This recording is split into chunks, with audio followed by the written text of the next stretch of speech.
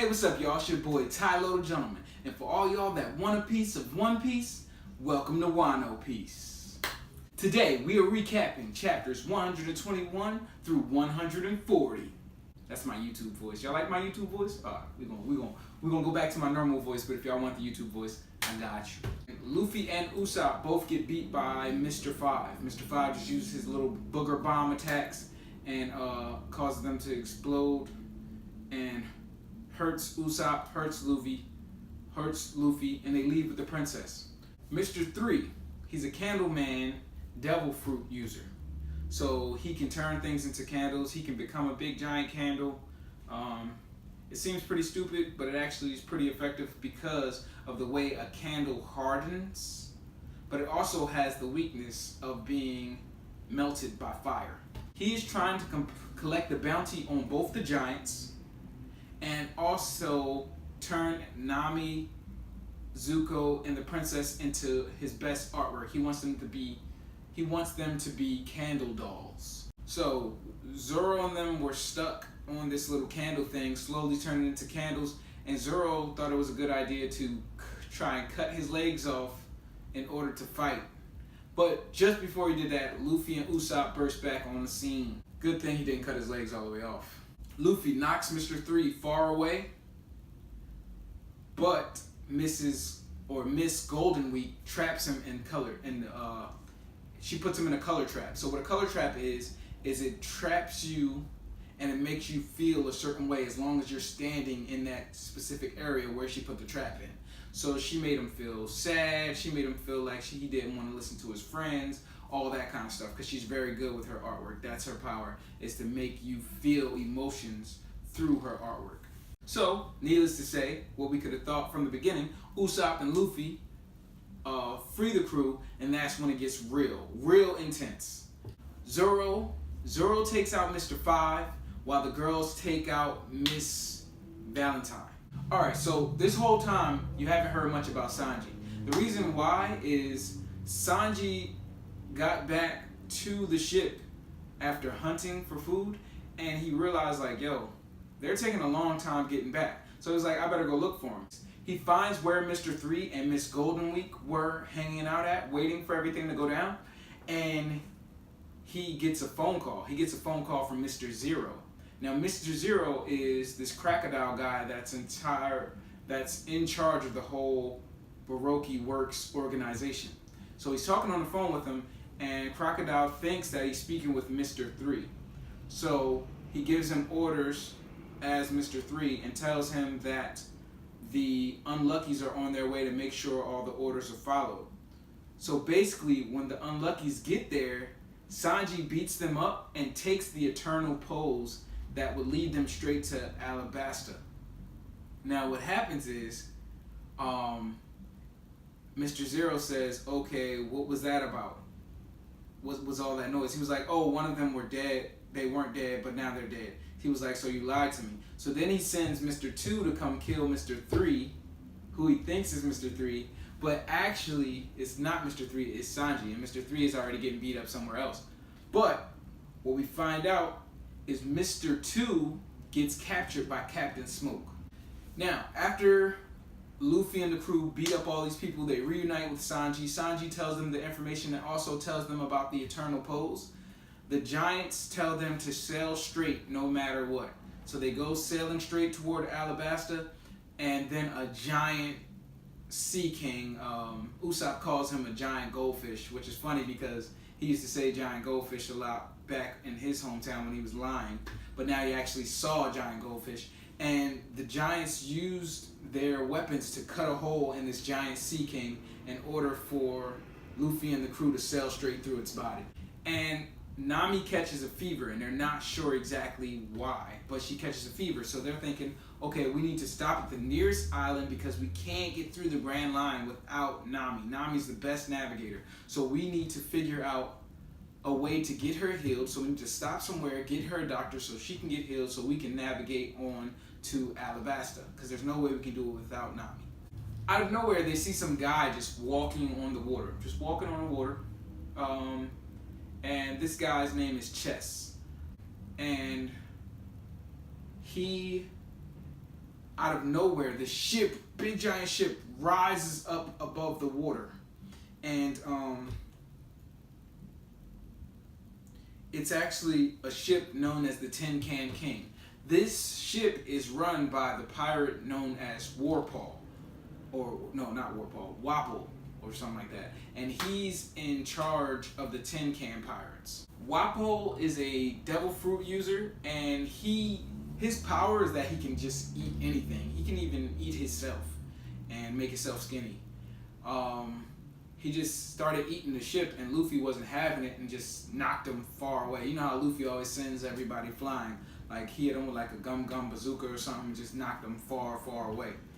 And so his men retreated at that point, because like you cut off the head of the snake, the body dies. You know what I'm saying? So they scared all these people off. They leave. They're like, oh, remember us, we'll be back. We're going to get our revenge, whatever. But they're running the other way.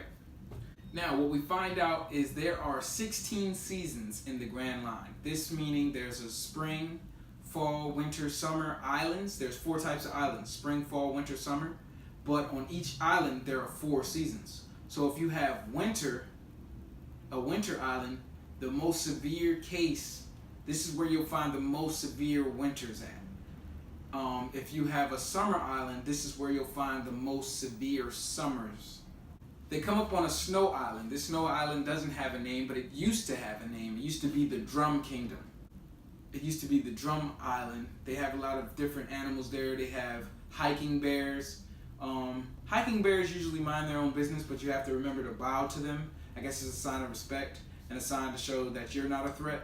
So as long as you bow to the hiking bear, they have 2 heads. One head bows to you, and then they just keep on pushing, so it's not a big deal. But they do have lapins. Lapins are like wild, giant polar bear rabbits, attacking rabbits. They're as fast as rabbits, can jump as far as rabbits, but they're big and vicious. Now, Dalton is the captain of the civilian militia. The civilian militia of this town that used to be known as the Drum Kingdom or the Drum Island. Now, he's a devil fruit user also, and his power is that he can harness the power of a bison. So his body kind of changes into a bison. He has a bison's speed and strength.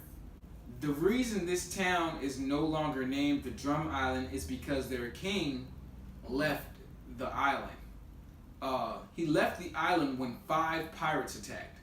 5 pirates led by a guy named Blackbeard attacked, and they were so strong that the king just fled the scene. He didn't even try to fight, he just left. Dalton was the only one left from the old regime that stayed to fight. The king just kind of took all his men and left. We find out that the king is actually the same guy Luffy just put the whooping on. So the king is Wapol, the captain of the Tin Can Pirates, and that's why their pirate ship was more under the water, kind of hiding and sneaking around, because they don't want to fight real pirates. They're basically hiding because of those 5 people came and destroyed their whole town. Some people don't really mind, like some of the villagers didn't mind that Wapol was taken out of authority because he was a tyrant.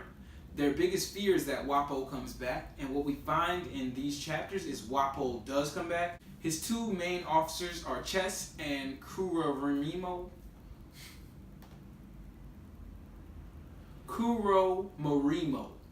Kuromorimo has afros that he uses to attack with, and Chess has arrows that he uses to attack with.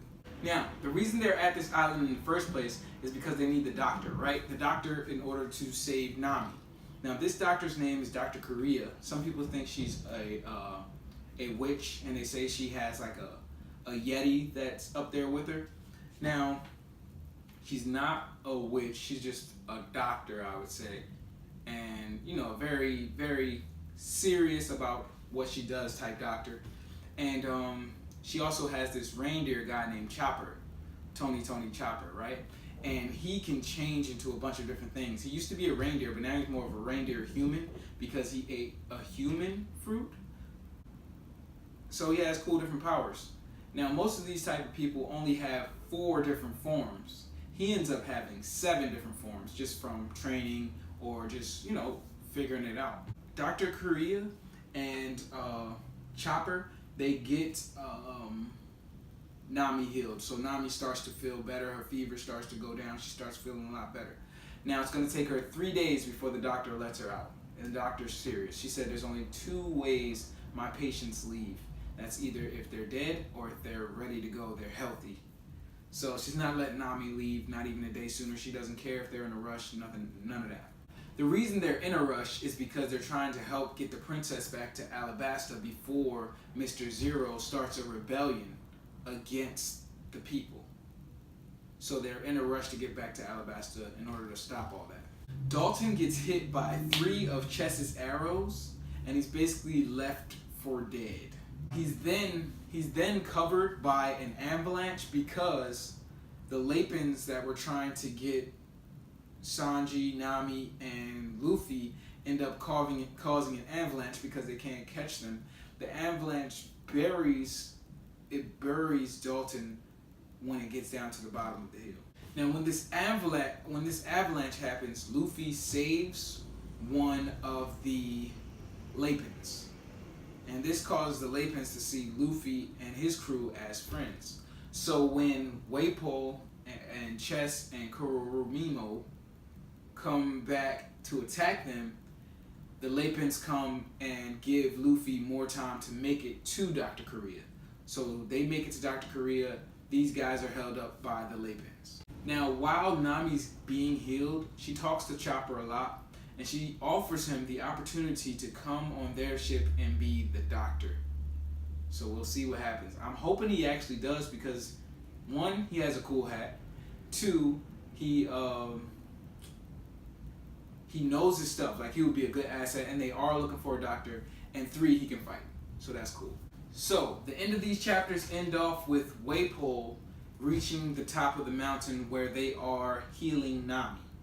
So now you know there's about to be a fight go down between Luffy, Sanji, Chopper, and then Wapol and his 2 guys. So that's where we leave off. As far as the short comics go, I just want to let you know that they're kind of focusing on Django right now. Django's free, walking around, but people are searching for him. The Marines are looking for him. They know he's in that area, so they're trying to find him.